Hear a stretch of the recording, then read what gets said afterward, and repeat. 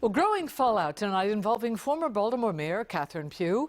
She is expected to be sentenced in 2 weeks, but how much time her lawyers and prosecutors think she should spend behind bars is still up for debate. And WJZ is live outside federal court where Pugh will be sentenced. Paul Gessler with details on what both sides want to see happen now. Paul?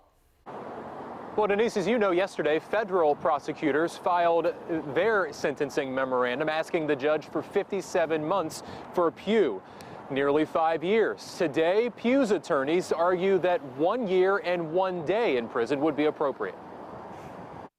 As Catherine Pugh awaits her fate in federal court, her attorneys Friday made the case for leniency after the former mayor pleaded guilty to fraud, conspiracy, and tax evasion.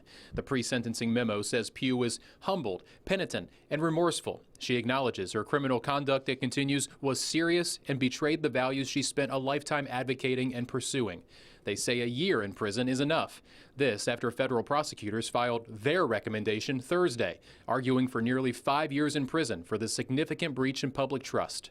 They're sending a very loud and clear message here. I think the government is saying to all of our elected officials, we will not tolerate corruption while in office. I have been advised that I cannot take questions. The prosecution laid out how Pugh sold and resold her self-published children's books in a 7-year scheme, totaling about $860,000, receiving checks in the 6 figures, and making illegal donations to her campaign.